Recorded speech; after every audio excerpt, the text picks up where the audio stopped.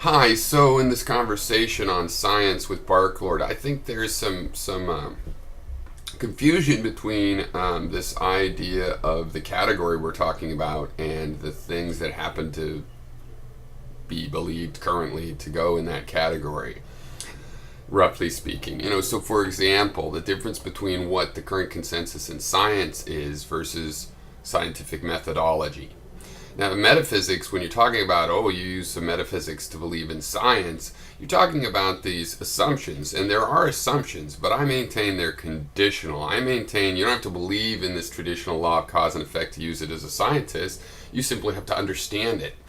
And you can do reasoning saying, well, if it's true, what else would be true? And you can use that to make predictions, and you find out those predictions are true. It doesn't mean cause and effect is true, but it starts to look like it's getting the gist of something. And when you come up with a better model for cause and effect, and maybe you'll call it the same thing, maybe you'll call it something else, it would fit in there, would add into the idea of cause and effect. The idea of cause and effect is not a metaphysical assumption, though, because it doesn't have to be assumed. Now, you gave a list of metaphysical assumptions, and one of which was a belief in non-deterministic causes, probabilism in QM. And that's just the consensus right now. Newton didn't believe in that. Einstein didn't believe in that. So he saw that it was apparently the case, but he still didn't believe it was going to really be the case. And they were scientists. That's just the current consensus. That's different. And in terms of metaphysics, there's a similar mistake.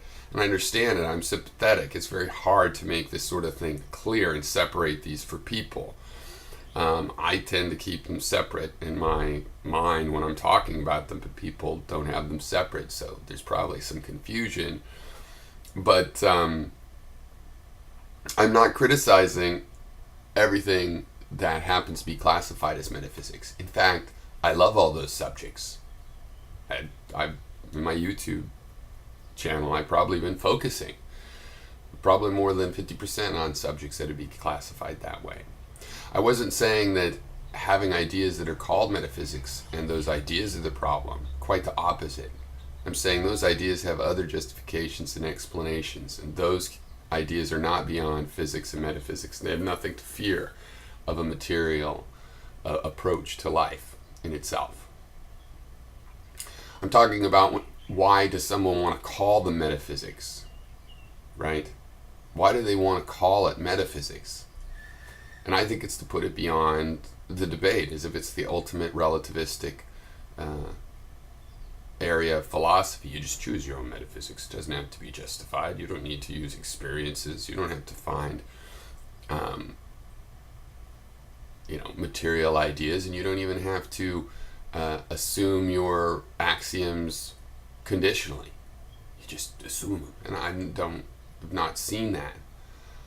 All assumptions are open to reinterpretation.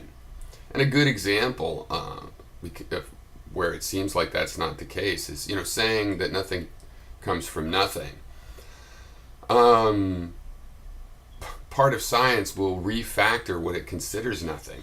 Like at some point a vacuum, just an empty space, might have been considered nothing. Now they don't think that even exists. There's always something in any given empty space because the vacuum will produce particles.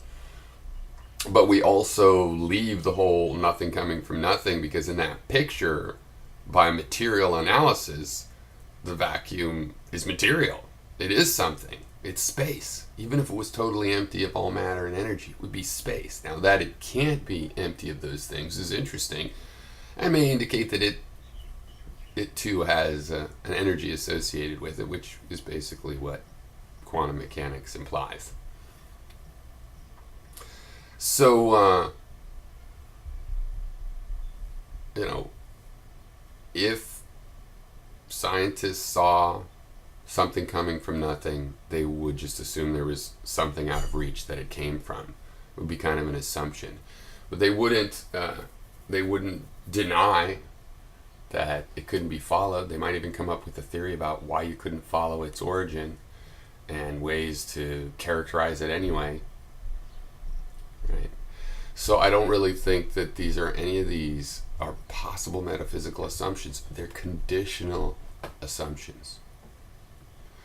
And so yeah, I'd like to keep that clear, that, I'm not saying everything any scientist believes is good, obviously. I'm not saying that scientific consensus is correct. We know it to be incomplete and incorrect and arbitrarily wrong in any particular detail. I'm saying that there's a scientific method. I'm also saying that it's not just in the lab, that you can live your everyday life this way, that it's, in essence, you wouldn't call yourself a scientist. It would be rather silly. We are talking about scientists sometimes, people doing a particular kind of research. But when we're just talking about science in general, are there physical answers to things? Yeah, you're a physical being. You can go through your life collecting your perceptions, realizing they're just perceptions, they're just data points, distrusting some, trusting others, conditionally altering that. Say, what if I trust these other kind? Looking for new rules of consistency. You don't have to abandon any of the facts. You can just sort them and resort them and keep all the sorting and see what you can do with them experientially, And when you get an intuition, realizing, well, I'm an evolved being. That intuition comes from my mind. And as far as things being physical, that's not at all necessary for science. Okay, I want to clarify here. Now, when I was talking about physical, it was referring to Barklord mentioning, that things exist. This external, ontological assumption that there's an external world. And that's not necessary for science. Okay, and what I was talking about, I made this clear, but I understand it bears a lot of repeating, that when I say everything is material, it's very important how I've defined materialism. There is a metaphysical definition of materialism. That this is thing in itself stuff out there. I have a relativistic definition of materialism. Information comes to me. I don't know where it comes from exactly. I don't know how it's generated. But by collecting it, I can assess how it seems. So if we're in a matrix simulation, what's being simulated? It seems like, periodic table and energy kind of stuff, right?